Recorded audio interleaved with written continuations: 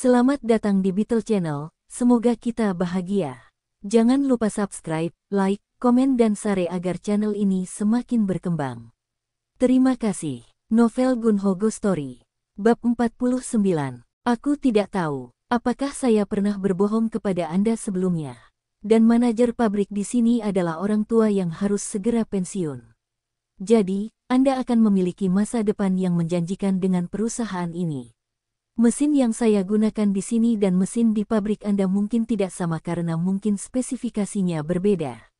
Saya tidak yakin apakah saya tahu cara mengoperasikan mesin tersebut di perusahaan Anda.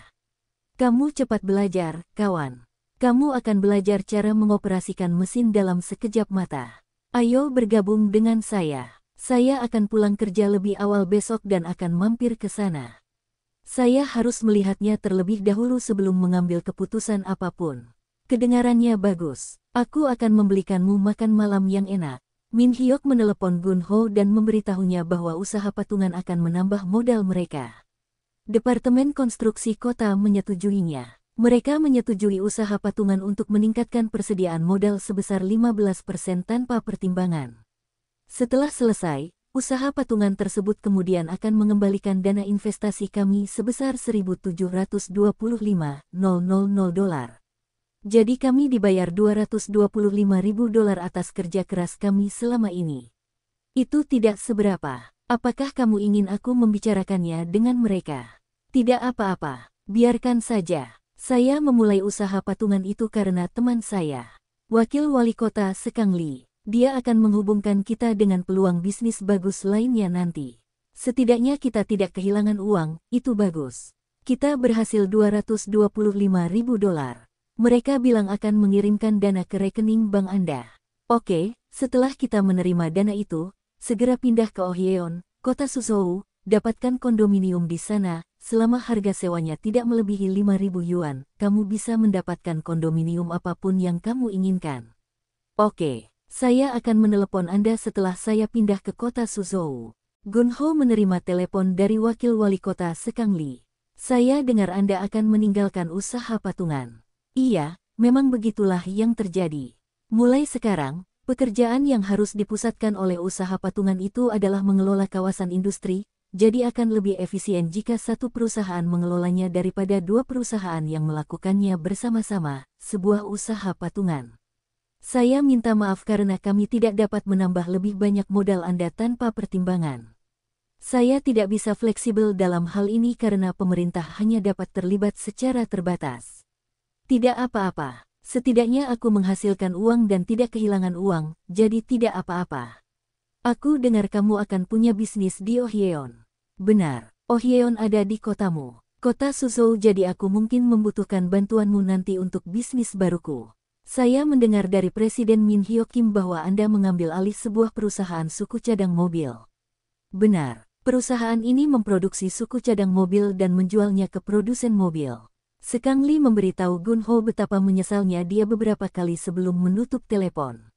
Tampaknya dia sadar akan $15.000 yang dia terima dari Jin Wang terakhir kali sebagai komisi. Gunho mendapatkan $225.000 saat dia keluar dari usaha patungan. Dan jika dia mengurangi $15.000 tersebut maka dia masih akan menghasilkan $210.000. Gunho tidak memperoleh banyak keuntungan dengan berpartisipasi dalam usaha patungan ini. Namun, Gunho tidak mengambil sikap seperti itu. Itu benar-benar sukses. Pada awalnya, dia tidak kehilangan uang dan Sekang Lee sekarang merasa bahwa dia berhutang pada Gunho, dan itu sangat bagus. Gunho tahu Sekang Lee akan melakukan sesuatu yang sangat membantunya sebagai balasannya di masa depan. Kedua, Gunho sekarang memiliki teman dan pekerja yang berharga, Min Hyuk Kim. Dia telah berkembang pesat selama dia bekerja di Tiongkok. Jadi dia lebih dari mampu menjalankan mulpa otomotif sendiri. Min Hyuk, aku membantumu terbang dengan meletakkan sayap di bawah lenganmu. Seberapa jauh kamu bisa terbang sepenuhnya terserah kamu sekarang. Terbang lebih jauh dan lebih tinggi, temanku. Gunho menginvestasikan sejumlah tambahan 3 miliar won ke Mulpasaneok setelah mengakuisisi perusahaan tersebut. Bukan untuk menambah modal, tapi lebih seperti perusahaan meminjam uang dari presidennya untuk jangka waktu singkat. Setelah perusahaan kembali ke jalurnya, Gunho akan bisa mendapatkan uangnya kembali dengan mudah. Saya memberikan 2 miliar won kepada presiden ketika saya mengakuisisi perusahaan ini, dan saya memberikan tambahan 3 miliar won saat saya meminjamkannya kepada perusahaan. Jadi sejauh ini saya telah menggunakan total 5 miliar won untuk Mulpasaneop, dan saya tidak akan mengeluarkan uang sepeser pun lagi untuk perusahaan ini. Saya akan membayar utang yang ada dengan pendapatan perusahaan selama saya menjalankan perusahaan. Gunho memanggil auditor. Mari kita lunasi gaji yang telah jatuh tempo terlebih dahulu, dan gunakan sisa dana untuk membayar pemasok bahan baku. Ya Pak, mengenai bahan baku, jangan membayar dulu sisa saldo kepada pemasok, tapi bayar bahan baru yang kita dapatkan dari mereka sekarang. Dan bayar tepat waktu. Ya, Tuan. Selama mereka menerima pembayaran atas bahan-bahan yang mereka pasok saat ini, mereka tidak akan meminta pembayaran yang telah jatuh tempo segera. Mulpasaneop membayar pemasok tepat waktu sejak presiden barunya bergabung dengan perusahaan.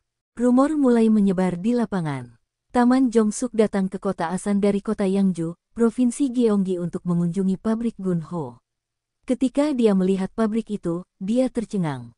Wow, ini pabrik yang besar. Jongsuk harus menandatangani buku pengunjung di gerbang utama dan menerima izin pengunjung untuk memasuki pabrik. Aku tidak percaya ini milik Gunho. Ini besar sekali. Begitu Jongsuk tiba di departemen manajemen, dia bisa melihat banyak pekerja kantoran berseragam. Hai, saya datang ke sini untuk menemui presiden. Bolehkah aku memberitahu siapa yang ada di sini? Saya teman dekatnya. Apakah kamu sudah membuat janji dengannya? Ya, saya lakukan. Baiklah, tolong beri aku waktu sebentar. Beberapa saat kemudian, staf kembali dan membawa Jongsuk ke kantor presiden. Gunho sedang membaca koran di meja konferensi yang terletak di tengah-tengah kantor presiden yang besar. Hei, Jongsuk, ayo duduk di sini bersamaku. Kak, selamat. Rasanya agak sulit bahkan untuk memanggilmu kawan. Apa? Aku harus menjadi kakakmu karena aku tidak bisa menjadi adikmu, kawan. Tidak, maksudku tampaknya kita mempunyai kesenjangan yang besar dalam posisi sosial kita sekarang. Jangan konyol. Kamu mau kopi atau teh hijau? Gunho mengangkat telepon dan meminta teh. Tolong bawakan kami 2 cangkir teh hijau. Baik, Tuan. Jongsuk bisa mendengar suara ramah seorang wanita melalui telepon. Jongsuk sedang memikirkan apa yang harus dia katakan, lalu dia meminum teh hijaunya. Apakah kamu membawa barang bawaanmu? Bagasiku. Oh, tidak kawan. Aku hanya datang ke sini hari ini untuk melihat pabriknya. Bagaimana menurutmu? Ini jauh lebih hebat dari yang kukira. Kamu pria yang misterius, kawan. Kamu terus-menerus berbicara konyol hari ini. Ada apa denganmu? Gunho mengangkat telepon lagi. Tolong biarkan manajer urusan umum masuk. Sesaat kemudian, seorang pria paruh baya memasuki ruangan. Dia tampak seperti berusia pertengahan 40-an dan mengenakan dasi. Mengapa Anda tidak mengajak orang ini berkeliling pabrik dan memperkenalkannya kepada manajer pabrik? Dia akan bekerja bersama kita mulai besok sebagai manajer produksi. Ya Pak, manajer urusan umum memberi hormat 90 derajat kepada Gunho yang jauh lebih muda darinya. Saat Jongsuk ragu-ragu, Gunho mengerutkan kening. Pergi saja ke pabriknya. Saat Jongsuk berangkat ke pabrik, ia melihat mesin injection molding dan mesin extruder bekerja dengan kencang sambil mengeluarkan suara yang keras. Mata Jongsuk membelalak saat melihat bidang produksi. Wah, luar biasa, ada banyak mesin yang belum pernah saya tangani, apakah semuanya mesin pres hidrolik? Jongsuk tertarik dengan mesin dan bidang produksinya. Dia memeriksa mesin-mesin dan mengamati para pekerja dengan cermat di lapangan. Manajer pabrik berada di luar pabrik berbicara dengan seorang inspektur listrik. Manajer urusan umum mendekati manajer pabrik dan membungkuk padanya. Manajer pabrik berada di level direktur pelaksana, dan dia berusia akhir 50-an. Tuan, ini Tuan Jongsuk Park. Dia akan bergabung dengan kami sebagai manajer produksi. Jongsuk membungkuk kepada manajer pabrik. Manajer produksi, apakah Anda membawa resume Anda? Saya tidak membawanya hari ini, Pak, tapi saya akan membawanya besok. Di mana kamu bekerja sebelum datang ke perusahaan kami? Jongsuk ragu-ragu sejenak. Pabrik tempat dia bekerja adalah pabrik kecil, dia hanya pemimpin tim di sana. Namun, dia sekarang akan mengambil posisi manajer produksi di Mulpasaneop. Saya berada di kota Yangju sekarang. Saya telah bekerja dengan tim perbaikan dan pemeliharaan, bukan di tim produksi. Kalau begitu, kamu akan pandai memperbaiki mesin. Tahukah kamu cara membaca gambar? Bagaimana dengan menghitung biaya produksi? Jong Suk ragu-ragu. Ketika manajer pabrik menyebutkan tentang biaya produksi, Jong Suk berpikir ini bukanlah pekerjaan mudah baginya. Aku akan belajar. Kamu juga perlu tahu cara membaca resep dan persamaan kimia sederhana. Ngomong-ngomong, kamu terlihat sangat muda. Berapa umurmu? Umurku 33. Bisakah kamu menangani pekerjaan sebagai manajer produksi? Yah, kamu seharusnya mampu karena presiden merekomendasikanmu. Aku berharap dapat bekerja sama denganmu. Manajer pabrik mengulurkan tangannya untuk berjabat tangan. Setelah tur pabrik, Jong Suk kembali ke kantor Gunho. Apakah Anda melihat pabriknya? Apakah Anda berbicara dengan manajer pabrik? Ya, wah, aku khawatir. Aku tidak yakin apakah aku bisa menangani pekerjaan ini. Semua asisten manajer produksi dan pemimpin tim itu terlihat jauh lebih tua dariku. Jangan khawatir, tidak apa-apa. Menurutmu apakah aku presiden karena aku lebih tua dari mereka semua? Mereka tahu kamu merekomendasikanku pada posisi ini. Kalau aku mengacau, mereka akan menyalahkanmu. Aku tidak ingin menyusahkanmu. Percayalah pada dirimu sendiri, kawan. Kamu adalah MacGyver Park. Aku tahu kamu akan melakukan yang terbaik. Manajer pabrik itu harus segera pensiun. Selama dia di sini, belajarlah darinya sebanyak yang kamu bisa. Aku tidak bisa memanggilmu kakak di sini, kan? Hah, kamu masih bisa memanggilku kakak ketika kita sendirian, dan kamu bisa memanggilku sebagai presiden ketika kita pergi keluar kantor ini. Jika kamu tidak membawa barang bawaanmu hari ini, kemasi barang-barangmu dan pindah ke sini besok. Dapatkan onerumtel di wilayah kota Asan. Untuk surat kerja, tanyakan pada manajer urusan umum saat Anda keluar. Gunho menerima telepon dari Min Hyok di Tiongkok. Kudengar Jong Suk baru saja bergabung dengan Mulpasaneop. Ya, dia mengalami kesulitan sekarang saat mempelajari hal-hal baru di bidang produksi. Saya yakin dia akan melakukannya dengan baik. Dia tidak pandai belajar, tapi dia sangat jeli dan sangat pintar.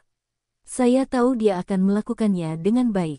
Dia tidak punya banyak pengalaman di bidang produksi, tapi saya tahu dia sangat pandai dalam memelihara dan memperbaiki sesuatu. Jong Suk, mungkin saya harus memanggilnya sebagai manajer park mulai sekarang. Setelah manajer park terbiasa dengan pekerjaannya di sana, saya akan memintanya untuk melihat mesin-mesin di pabrik kami di China. Saya melihat beberapa masalah dengan beberapa mesin di sini karena mereka terlalu lama duduk di sini. Oke, aku akan segera mengirimnya ke sana. Oh, dan aku diberitahu oleh perusahaan konstruksi Jinsi bahwa mereka sudah menyelesaikan dokumen untuk mengakhiri usaha patungan, dan mereka akan mengirimkan dana kita besok. Jadi, silakan periksa rekening bankmu setelah jam 3 sore besok. Tapi aku tidak akan menyentuh dana itu. Min Hyok, lihat berapa banyak yang kamu perlukan untuk mengoperasikan Mulpa Otomotif. Aku perlu tahu nomornya agar aku bisa menyiapkan uangnya. Baiklah, aku akan melakukannya.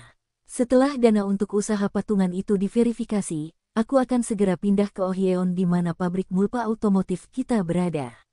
Aku sudah menemukan sebuah kondominium di sana, luasnya 17 pyung dan cukup besar untuk diriku sendiri, 17 pyung. Kenapa kamu tidak mendapatkannya dengan 25 pyung? Kamu adalah presiden perusahaan itu, ingat. Tidak perlu. Akan sia-sia. Kondominium itu mewah, jadi sewa bulanannya 3.500 yuan. Kamu harus mengembalikan Audimu ke perusahaan patungan, kan? Begitu kamu sampai di Ohyeon, dapatkan mobil sewaan jangka panjang.